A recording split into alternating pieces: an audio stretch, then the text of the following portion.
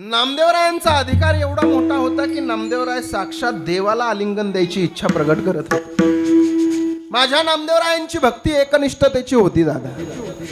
ऐका, एकनिष्ठता आमच्या वारकरी संप्रदायाच्या प्रत्येक साधू संतांमध्ये आपल्याला पाहायला मिळते. अनेक प्रमाण आपल्याकडे एक धरीला चित्ती आम्ही रखुमाईचा पती, समचरण दृष्टी विटेवरी साजिरी तेथे माझे हरिवृत्ती राहो, पतिव्रते जैसा व्रतार प्रमाण अंबा नारायण तैशा परी, एक धरीला चित्ती किंवा विठ्ठल कुळीचे दैवत. प्रत्येक संताची भक्ती ही आमची एकनिष्ठतेची. मी तर असं म्हणेल, साधू संतांची भक्ती एकनिष्ठतेची नक्कीच आहे, पण या भारत देशाची जर विचार आपण केला तर या भारत देशामधील अनेक महापुरुष सुद्धा या भारत देशासोबत एकनिष्ठ आहे. सगळ्यांची यादी तुमच्या समोर मी देईल, ध्यान देऊन ऐका. कोणी विक्षेप करू नका दादा, ऐका. ज्या देशामध्ये आपण राहतोय ना दादा, त्या देशाचा आपण विचार केला पाहिजे. हा देश, हा माझा भारत देश कधी कुणा पुढे झुकला नव्हता, वाकला नव्हता, नतमस्तक झाला नव्हता. या देशाला कधी अपमान माहित नव्हता दादा, पण हाही देश झुकला, वाकला, नतमस्तक झाला. याला हे अपमान सहन करावा लागला. इसवी सन 712 या भारत देशामधील पहिला राजपूत समाजाच्या राजाचा पडाव झाला, त्याचं नाव होतं दाहिल. या भारत देशामधील दुसऱ्या राजाचा पराभव झाला, त्याचं नाव होता रबळ बाप्पा 734. या भारत देशामध्ये राष्ट्रकूट साम्राज्याचा उदय झाला 836. चोल राजा राजगादीवर बसला 853. चालुक्य राज्याची स्थापना झाली 973. या भारत देशामधील सोरटी सोमनाथाचं मंदिर पहिल्यांदा लुटलं गेलं 1026. सोरटी सोमनाथाचं मंदिर लुटणारा सुलतान अहमद मेला 1030. 1191 पुन्हा एकदा सोरटी सोमनाथाचं मंदिर लुटलं गेलं. 1206 साली मोहम्मद घुरी मेला. 1236 ते 1240 पहिली गुलाम घराण्याची स्त्री दिल्लीची राणी झाली, नाव होतं रजिया सुलताना. 1290 जलालुद्दीन खिलजीने खिलजी वंशाची स्थापना केली आणि 1296 त्याच्या सख्ख्या भावाच्या पोरानं त्याचा खून केला आणि सख्ख्या काकाच्या मुलासोबत लग्न करून तो दिल्लीचा राजा झाला, नाव होता अल्लाउद्दीन खिलजी. 28 जानेवारी 1303 हा अल्लाउद्दीन खिलजी चित्तोडगडाकडे चाल करून गेला. त्या गडाची राणी होती राणी पद्मिनी. काय ऐश्वर्यवान राणी होती, काय देखणं सौंदर्य होतं. त्या राणीला यानं प्रेमपत्र लिहिलं, राणी माझ्यासोबत लग्न कर, तुला राणी बनवून ठेवत. त्या राणीने उत्तर फार सुंदर दिलं. ती राणी म्हणते, ए खिलजी तेरा ऐसा पापी हमारे हिंदुस्तानी औरत को छू भी नहीं सकता. खिलजी तेरा ऐसा पापी हमारे हिंदुस्तानी औरत को छू भी नहीं सकता, क्योंकि हिंदुस्तानी औरत को छूने के लिए कलेजा भी चाहिए हिंदुस्तानी शेर का. तेरा ऐसा पापी कुत्ता तो हमारी तरफ बुरी नजर से देख भी नहीं सकता. उजाडलं इसवी सन 1492. 1492 स्पेनची महासत्ता होती. स्पेनचा महान चोर लुटेरू मूर्ख माणूस पश्चिमेच्या दिशेने गेला आणि त्याच्या नावानं अमेरिकेचा शोध जाहीर झाला, नाव होतं कोलंबस. 20 मे 1498 असाच पोर्तुगालहून पोर्तुगीज या भारत देशामध्ये आला, नाव होतं वास्को डी गामा. चोर होता, भामटा होता, लुटेरू होता. या भारत देशामधून पहिल्यांदा 63 सोन्याची झांज भरून नेली त्या वास्को डी गामानं. नंतर 13 नेली, नंतर 53 नेली. तो भामटा होता वास्को डी गामा. उजाडलं 1526. 1526 बाबर आला. बाबरने इब्राहिम लोदीचा पराभव केला, पहिलं पानिपतचं युद्ध. 1528 हाच बाबर अयोध्यामध्ये गेला आणि अयोध्यामध्ये जाऊन त्यानं नमाज पाडला म्हणून त्याच्या नावानं बाबरी मस्जिद तयार झाली. 1530 बाबर मेला. बाबरचा पोरगा हुमायून राजा झाला. 1539 शीख धर्माचे गुरु नानक गेले. 1556 हुमायूनचा पोरगा अकबरने हेमोचा पराभव केला, दुसरं पानिपतचं युद्ध. 1576 राणा प्रताप आणि अकबरमध्ये संघर्ष झाला, पण या संघर्षामध्ये कोणाचा विजय झाला नाही, काही कळालंच नाही.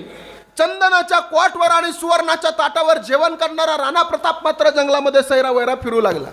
2 टाइम खायला मिळत नव्हतं. पाला पाचोळा वरबाडून त्यानं त्याचं त्या ठिकाणी दिवस काढले. शोकांतिका वाटती मला. अरे पाला पाचोळा वरबाडून जर राणा प्रताप हिंदू धर्म टिकवू शकत असेल तर तोच पाला पाचोळा खाऊ घालून आम्ही आमची साधी गोमाता वाचवू शकत नाही. काय शोकांतिका आहे महाराज. उजाडला मायबाप 1598. 1598 मध्ये हा भारत देश, भारत देशामध्ये महाराष्ट्र राज्य, महाराष्ट्रामध्ये विदर्भ प्रांतामधील सिंदखेडच्या लखोजीराव जाधवांना एक कन्यारत्न झालं, नाव होतं मासाहेब जिजाऊ. सर्रास महाराष्ट्र एकत्र केला आई साहेबांनी. 1599 ते 31 डिसेंबर 1600 ईस्ट इंडिया कंपनीची या भारत देशामध्ये स्थापना झाली. 1605 अकबर मेला. अकबरचा पोरगा जहांगीर राजा झाला. 1627 जहांगीर मेला. जहांगीरचा पोरगा शहाजहान राजा झाला. 1628 शहाजहान राजा झाला आणि 1630 माझ्या छत्रपती शिवाजी महाराजांचा जन्म झाला. 15 एप्रिल 1645. अरे माळी साळी मजारी लखपत लमानी चांबार लोहार गुजार सर्व जाती धर्माला एकत्र केला माझ्या राजानं. अरे कोणाच्या डोक्याहून तर कोणाच्या पाठीहून हात फिरवला. राजानं सांगितलं ताना प्राण गेला तरी चालेल गड जिंकायचा. अरे जीवन संपलं तरी चालेल महाराष्ट्र काबीज करायचा. ठरलं नवराज, ठरलं नवराज. कोण म्हणतं नाही राजा उडवायची राजा ही सुलतानी सत्ता साप उडवायची राज. एक एक एक एक मावळा जमला होता. 400 पोरं राजांनी गोळा केली. प्रत्येकाच्या हातामध्ये वेल भंडार दिला. मावळ्यांना पुन्हा सांगितलं पोरांनो गड माझा किल्ला माझा मावळा माझा जगल तर महाराष्ट्राच्या मातीसाठी आणि मरल तर महाराष्ट्राच्या मातीसाठी पण केला. बेल भंडार त्या पोरांना रायरेश्वराच्या पिंडीवर उधळला आणि एकाच जय घोष केला. हरे हरे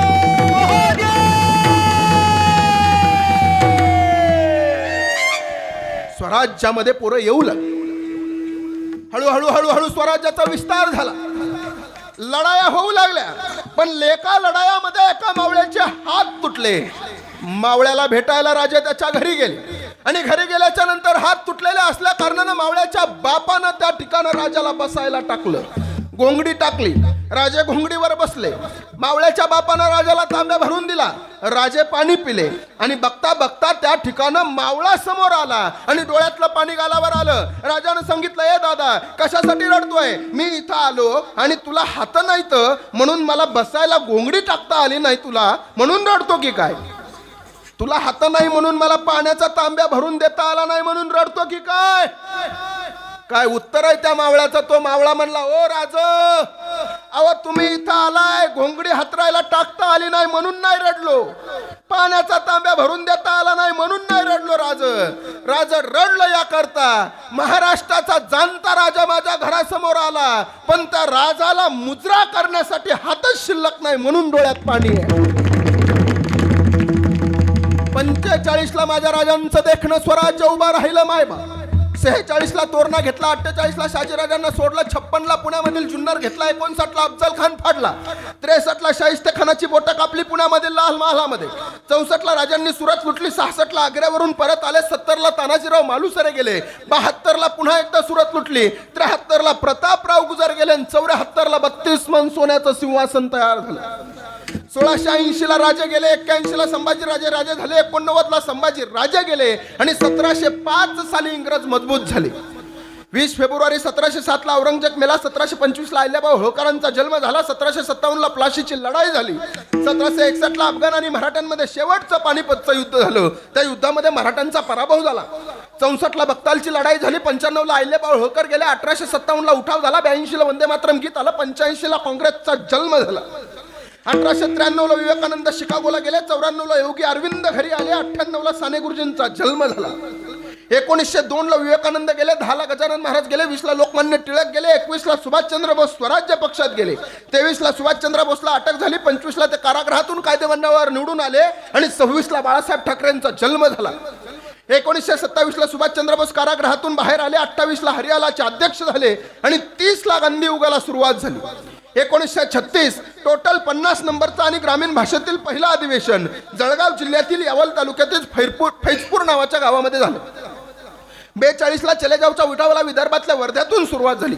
45 ला ऑगस्टची क्रांती झाली. 9 डिसेंबर 1946 ते 13 डिसेंबर 1946 घटना समितीचे अध्यक्ष डॉक्टर सच्चिदानंद सिंग यांनी राजीनामा दिला आणि घटना समितीचे अध्यक्ष डॉक्टर राजेंद्र प्रसाद झाले. मसुदा समितीचे अध्यक्ष डॉक्टर बाबासाहेब आंबेडकर झाले.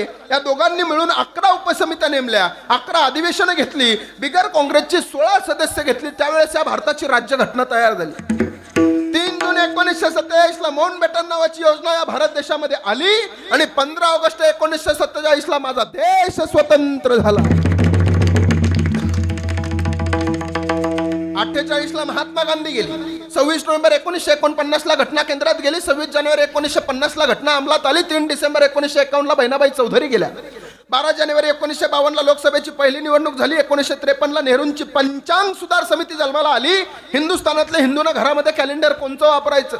56 ला मुंबई महाराष्ट्र गुजरात संयुक्त राज्य होतं. पण आचार्य आत्रेंसारखा माणूस म्हणत होता मुंबई महाराष्ट्र संयुक्त राज्य झालंच पाहिजे. त्या काळचे मुख्यमंत्री यशवंतराव चव्हाण या यशवंतराव चव्हाण यांनी 1 मे 1960 ला मुंबई आपल्याकडे घेतली आणि त्या मोरारजी देसाईने डांग जिल्हा घेतला. विभक्त झालो आपण. 61 ला विदेशी आक्रमण झालं. 62 ला चीनने आपल्यावर आक्रमण करून 72,000 वर्ग मैल जमीन 1962 साली चीन आपल्याकडून घेऊन गेलं. 65ला पुन्हा एकदा विदेशी आक्रमण झालं, पण 65ला पाकिस्तानचं दुर्दैव आणि या भारताचा पंतप्रधान एक धोत्रावाला होता, नाव होतं लाल बहादूर शास्त्री. आकाशाला गवसणी घालणारा माणूस सैन्य पार लाहोरमध्ये पोहोचलं होतं. त्याच काळात पाकिस्तानचा नायनाट झाला असता, परंतु अमेरिकेने हस्तक्षेप केल्यामुळे सैन्य माघारी घ्यावं लागलं. 11 जानेवारी 1966ला लाल बहादूर शास्त्री आपल्यामधून निघून गेले. 1969ला इंदिरा गांधी पंतप्रधान झाल्या. 72ला खशाराम कोतवाल नावाचं नाटक फोकसला आलं. 75ला धर्मेंद्रचा शोले हिट झाला. 76ला खांडेकरला ज्ञानपीठ मिळालं. 79ला MIDC आली. 81ला संगणक युगाची सुरुवात झाली. 83ला कपिल देवने वर्ल्ड कप आणला. 84ला इंदिरा गांधी गेल्या. 89ला 18 वर्षाच्या पोराला राजकारण करता यावं म्हणून राजीव गांधींनी प्रयत्न केला आणि 18 वर्षाच्या पोराला मतदान सुरू झालं. 91ला राजीव गांधी गेले. 92ला व्यापारीकरण आलं. 93ला खिल्लारीचा भूकंप झाला. 94ला त्याच भूकंपावर पुढाऱ्यांनी मजा मारली आणि मग 95ला मी आलो, म्हणलं चला आपल्याला बी मजा मारायला मिळाली तर मिळाली. 1997ला कल्पना चावला अंतराळात गेले. 99ला पाकिस्तानने कारगिलवर आक्रमण केलं. 2001ला माहितीचा अधिकार केंद्रात गेला. 2005ला तो अंमलात आला. 2006 ते 7 या महाराष्ट्राची बाई डोक्यावर पदर घेऊन या महाराष्ट्राची संस्कृती उभ्या जगामध्ये जिने फडकवली ती प्रतिभाताई पाटील भारताची पहिली महिला राष्ट्रपती झाली. 2007ला T20 वर्ल्ड कप आला. 8ला जागतिक मंदीचा फटका बसला. 9ला सव्वा वेतन केंद्रात गेलं. 10ला ते अंमलात आलं. 2011ला MS धोनीने वर्ल्ड कप आणला. 2012ला विलासराव देशमुख गेले. 2013ला अंधश्रद्धा निर्मूलन समितीचा कायदा अंमलात आला. 2015ला नरेंद्र मोदी पंतप्रधान झाले. 2017ला मराठा क्रांती मोर्चा निघाला आणि 2019ला कोरोना नावाचा रोग आला. त्या कोरोना नावाच्या दुसऱ्या लाटेमधून माऊली महाराज कसा बसा वाचला आणि आज तुमच्या एकांबे गावाला कीर्तनाला आला. विठ्ठला